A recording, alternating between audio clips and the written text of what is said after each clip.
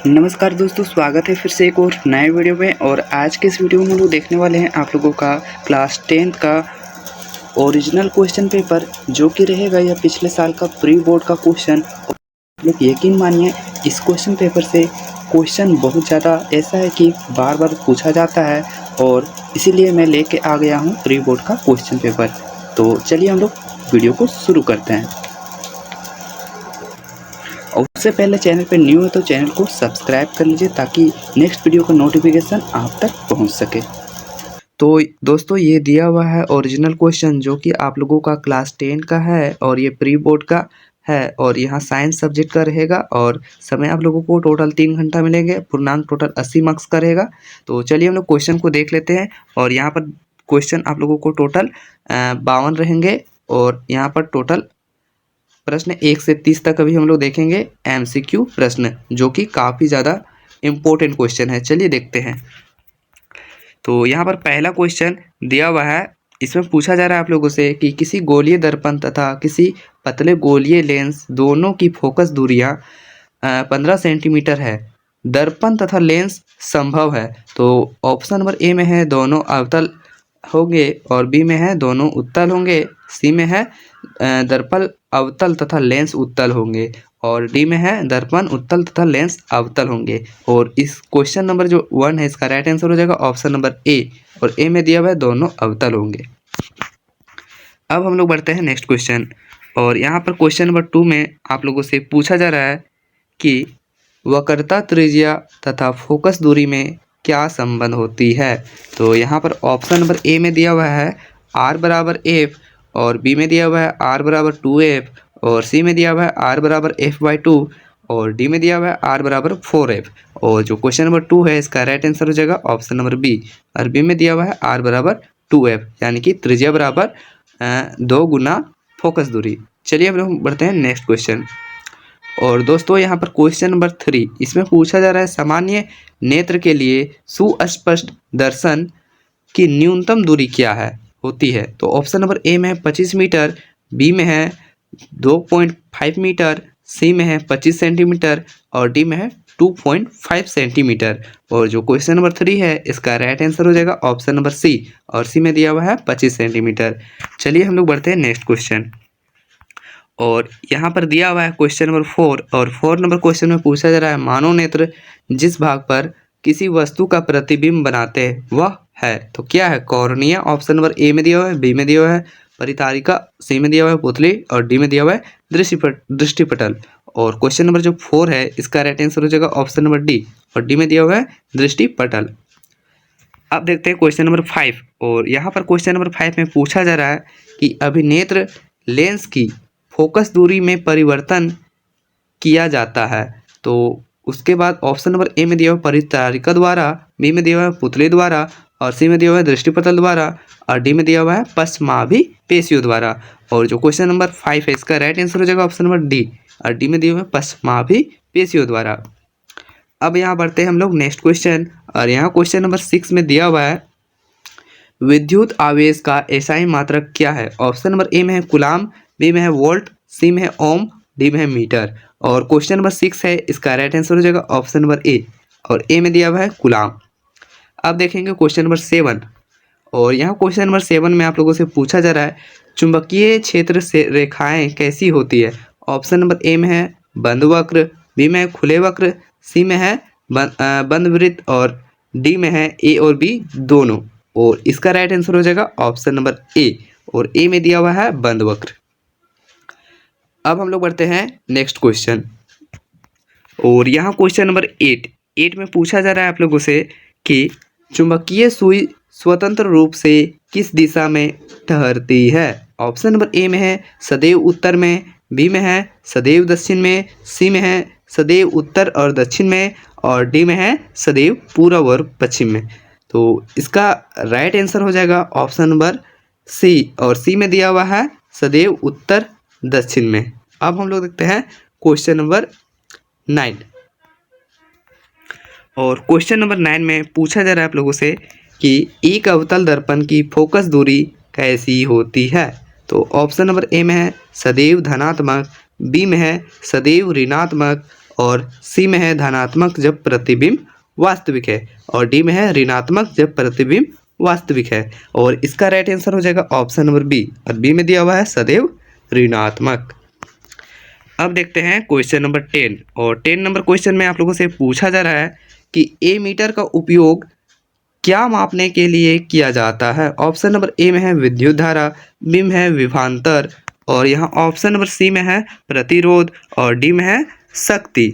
और जो question number आप लोगों का 10 है, इसका राइट आंसर हो जाएगा ऑप्शन नंबर ए, और ए में दिया हुआ है विद्युत धारा। अब बढ़ते हैं क्वेश्चन नंबर 11।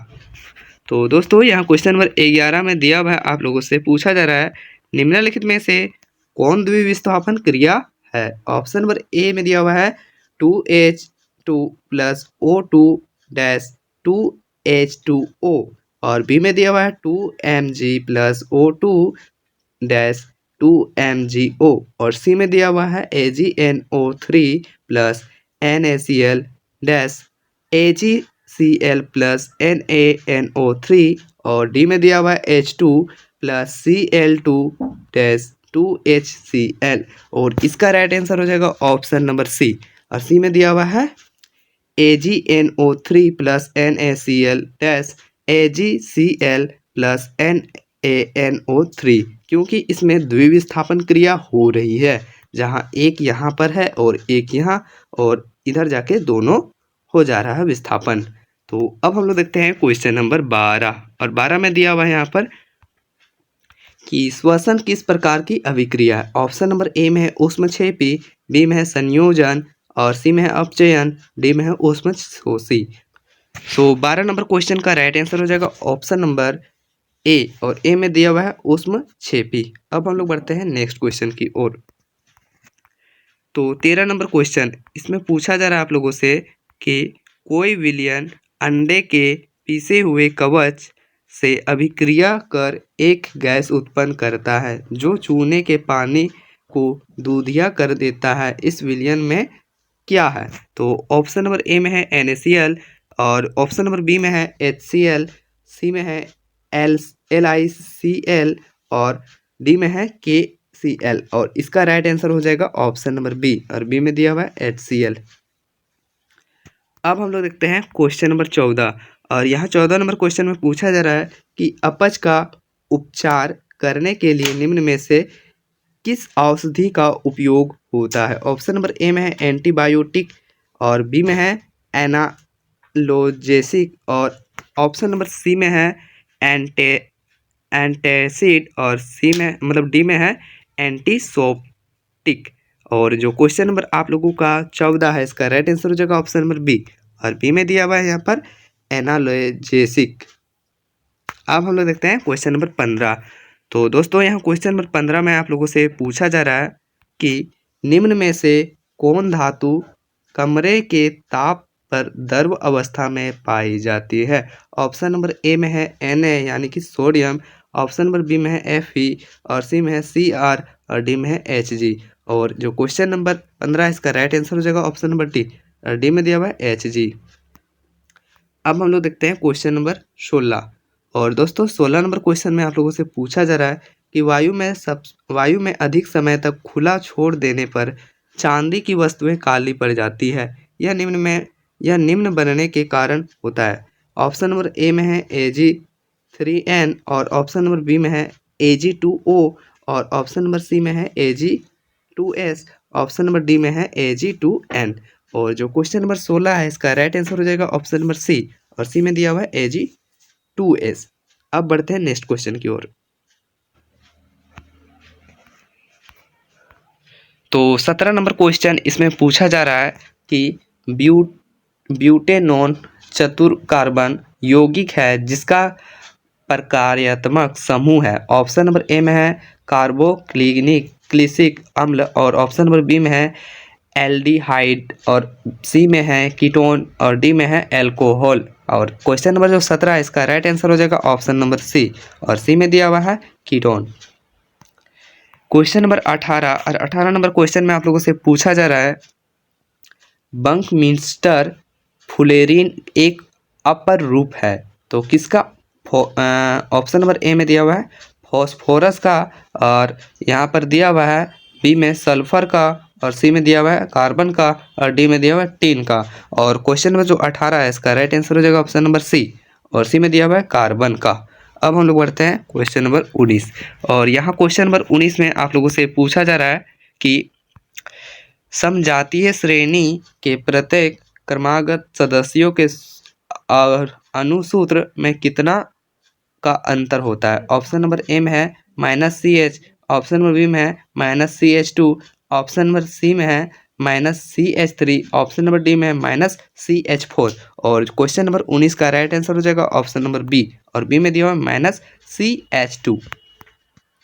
अब देखते हैं क्वेश्चन नंबर 20, और यहाँ क्वेश्चन नंबर 20 में आप लोगों से पूछा जा रहा है एल्केन का सामान्य सूत्र होता है। ऑप्शन नंबर ए में है CnH2n, और ऑप्शन नंबर बी में है CnH2n+2, और ऑप्शन नंबर सी में है CnH2n-2, और ऑप्शन नंबर डी में है C2NHN। और जो क्वेश्चन नंबर 20 है इसका राइट आंसर हो जाएगा ऑप्शन नंबर बी, और बी में दिया हुआ है यहाँ पर CnH2n+2। अब हम लोग देखते हैं क्वेश्चन नंबर 21, और यहाँ क्वेश्चन नंबर 21 में पूछा जा रहा है आप लोगों से कि पाइरुवेट का विखंडन कार्बन डाइऑक्साइड जल तथा ऊर्जा देता है और यह प्रक्रिया होती है। ऑप्शन नंबर ए में है कोशिका द्रव्य में, बी में है माइक्रोकॉन्ड्रिया में, सी में है हरित लवक में, और डी में है केंद्रक में। और क्वेश्चन नंबर 21 का राइट आंसर हो जाएगा ऑप्शन नंबर बी, और बी में दिया हुआ है माइटोकॉन्ड्रिया में। अब हम लोग बढ़ते हैं क्वेश्चन नंबर 22, और यहाँ 22 नंबर क्वेश्चन में पूछा जा रहा है आप लोगों से कि मनुष्य में वृक्क एक तंत्र का भाग है जो संबंधित है। ऑप्शन नंबर ए है पोषण से, बी में है श्वसन से, और सी में है उत्सर्जन से, और डी में है परिवहन से। और इसका राइट आंसर हो जाएगा ऑप्शन नंबर सी, और सी में दिया हुआ उत्सर्जन। तो अब हम लोग बढ़ते हैं क्वेश्चन नंबर 23। तो क्वेश्चन नंबर 23 पूछा जा रहा है कि पाचन नली में सर्वप्रथम भोजन में मिलने वाला एंजाइम है। ऑप्शन नंबर ए में है ट्रिप्सन, और बी में है एमाइलेज, और सी में है पेप्सिन, और डी में है लाइपेज। और क्वेश्चन नंबर जो 23 है इसका राइट आंसर हो जाएगा ऑप्शन नंबर बी, और बी में दिया हुआ है एमाइलेज। अब हम लोग देखते हैं क्वेश्चन नंबर 24। तो क्वेश्चन नंबर 24 में यहाँ दिया हुआ है निम्नलिखित में से कौन सा पादप हार्मोन है। तो ऑप्शन नंबर ए में है इन्सुलिन, बी में है थायरोक्सिन, सी में है एस्ट्रोजन, और डी में है साइटोकाइनिन। अब इसका राइट आंसर हो जाएगा ऑप्शन नंबर डी, और डी में दिया हुआ है साइटोकाइनिन। अब हम लोग बढ़ते हैं क्वेश्चन नंबर 25, और क्वेश्चन नंबर 25 में पूछा जा रहा है आप लोगों से कि किस हार्मोन के संश्लेषण के लिए आयोडीन आवश्यक है। ऑप्शन नंबर ए में है एड्रीनेलिन, बी में है थायरोक्सिन, सी में है ऑक्सिन, और डी में है इंसुलिन। और राइट आंसर हो जाएगा ऑप्शन नंबर बी, और बी में दिया हुआ है थायरोक्सिन। अब बढ़ते हैं क्वेश्चन नंबर 26। तो क्वेश्चन नंबर 26 में पूछा जा रहा है कि पराग कोश में होते हैं। ऑप्शन नंबर ए में है बाह्यदल, और बी में है अंडाशय, सी में है अंडप, डी में है परागन। और इसका राइट आंसर हो जाएगा ऑप्शन नंबर डी, और डी में दिया हुआ है परागकण। अब बढ़ते हैं क्वेश्चन नंबर 27, और क्वेश्चन नंबर 27 में पूछा जा रहा है कि मनुष्य की एक कोशिका में गुणसूत्र पाए जाते हैं। ऑप्शन नंबर ए में है 23 जोड़े, बी में 24 जोड़े, सी में है 20 जोड़े, और डी में है 22 जोड़े। और इसका राइट आंसर हो जाएगा ऑप्शन नंबर ए में दिया हुआ है 23 जोड़े।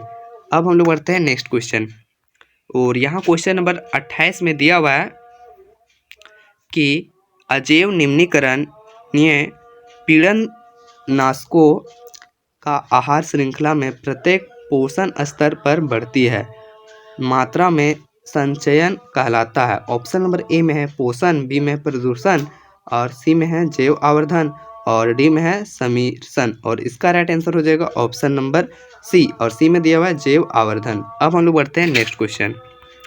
सो दोस्तों क्वेश्चन नंबर 29, इसमें पूछा जा रहा है आप लोगों से कि वे जीव जो अकार्बनिक यौगिकों से विकिरण ऊर्जा का प्रयोग करके कार्बोहाइड्रेट्स में संश्लेषण करते हैं क्या कहलाते हैं? ऑप्शन नंबर ए में अपघटक, बी में उत्पादक, सी में शाकाहारी, डी में मांसाहारी।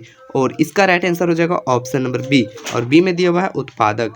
अब देखते हैं हम लोग क्वेश्चन नंबर 30, और यहाँ पर क्वेश्चन नंबर 30 में पूछा जा रहा है आप लोगों से कि आनुवांशिकता के नियमों की खोज सर्वप्रथम किसने की थी? ऑप्शन नंबर ए में चार्ल्स डार्विन, बी में है जी.जे. मेंडल, और डी में है और सी में है लेमार्क, और डी में है डाल्टन। और राइट आंसर हो जाएगा ऑप्शन नंबर बी, जो कि दिया हुआ है यहाँ पर जी.जे. मेंडल। और यहाँ पर देख सकते हैं, यहाँ पर आप लोगों को सब्जेक्टिव भी दिया हुआ है। अगर सब्जेक्टिव का आंसर देखना चाहते हैं तो कमेंट जरूर कीजिएगा। मिलते हैं किसी नेक्स्ट वीडियो में, और चैनल को याद से सब्सक्राइब कर लीजिएगा।